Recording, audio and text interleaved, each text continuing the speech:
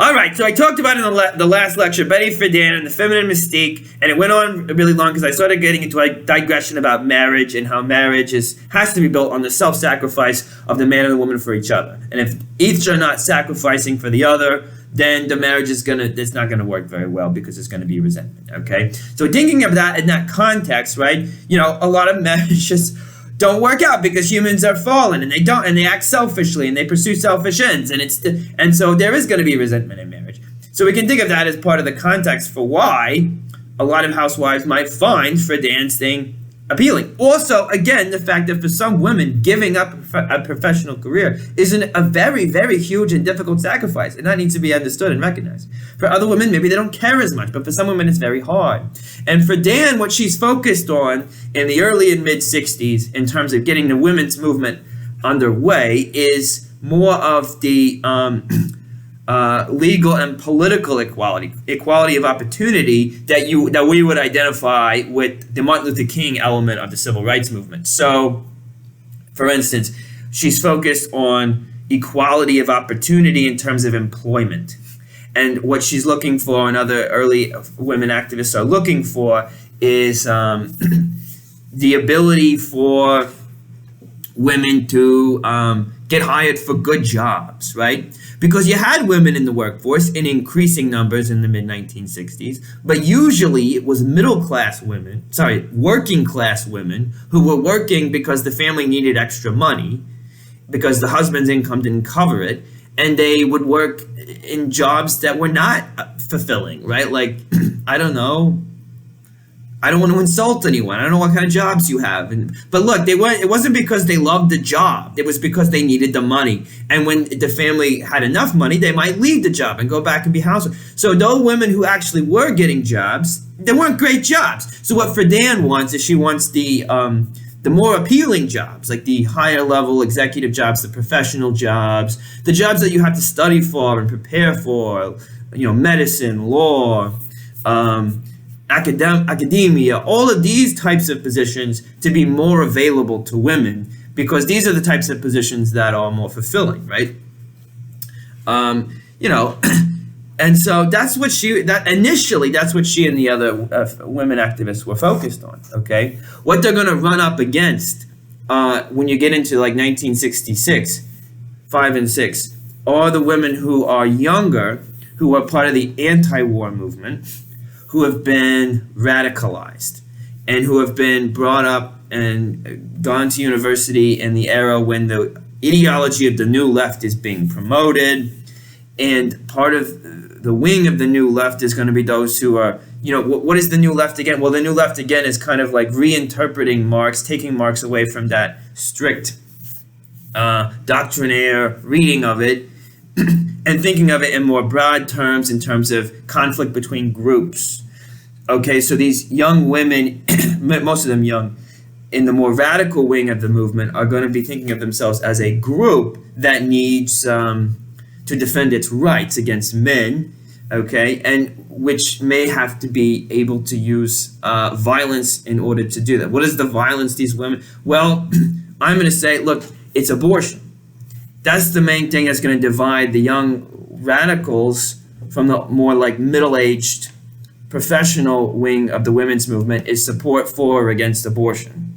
Okay, and why do we see this coming up in the radical wing of the women's movement? Well, because you've already got in the radical wing of the women's movement probably more of an embrace. I don't have the statistics on it, but probably more of an embrace of promiscuity. You're dealing with young people in the anti-war movement.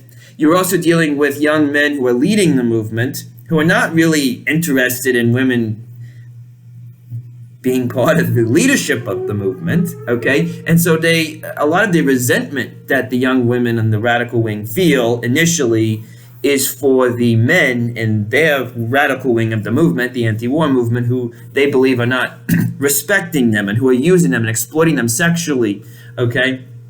And so these women start to define the women's movement in terms of sexual liberation, that they can have the same kind of, that there will be this sort of leveling of the playing field, so to speak, by making there's a siren going off. I don't know what it's the warning. But if you're gonna have access to sex without consequences in the same way for women as for men, then abortion was the way they wanted to do it. And of course, the way that abortion works, you have to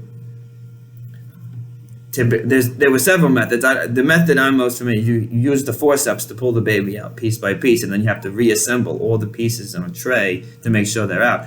Okay, well and so it's clearly a violent thing, but the women are saying, look, this is necessary for us to have this equality with men, to put off childbearing or whatever it is until a later time, and to demand more of a share in the leadership in the anti-war movement, okay?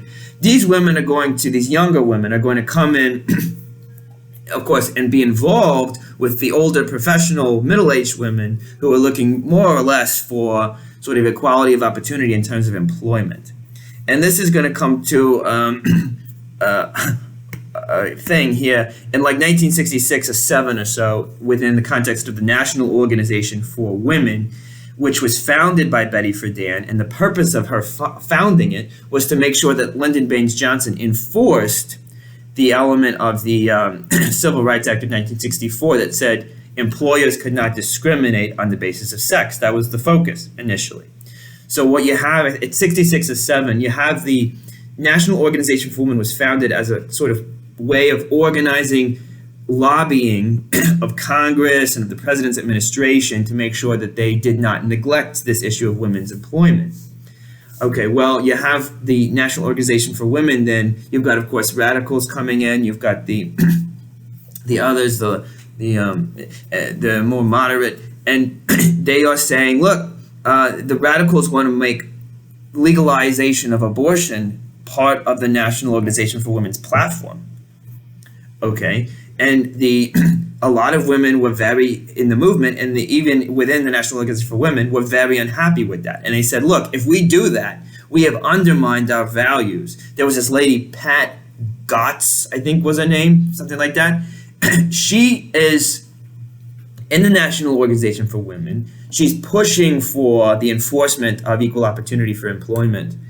But she says if they embrace abortion, then you are basically saying, look, the whole women's movement, she says, has to be based in like the dignity of the human person. And if you attack the individual in the womb, then you can't claim to support the rights of the individual for employment. Like, it's undermining the whole movement, she's saying, if we embrace abortion. Okay, and the radicals demanding that abortion be put on the platform. So it's about 1966 or 7, there was a big meeting. They endorse abortion as part of the platform.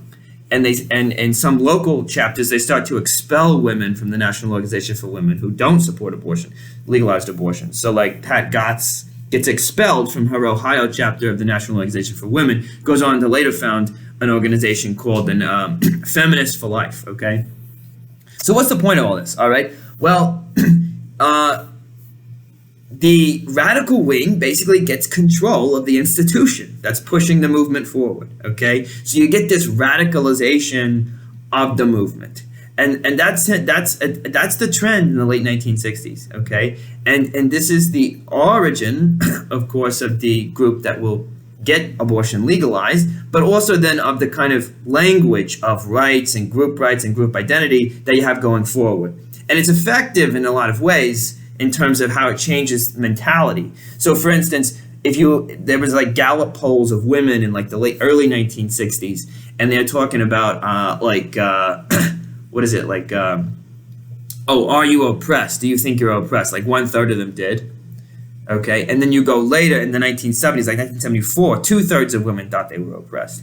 Okay, so the language about group rights and the language about group oppression has a big impact in terms of how people think about their own experiences, okay, going forward. All right, that's enough on that topic. All right.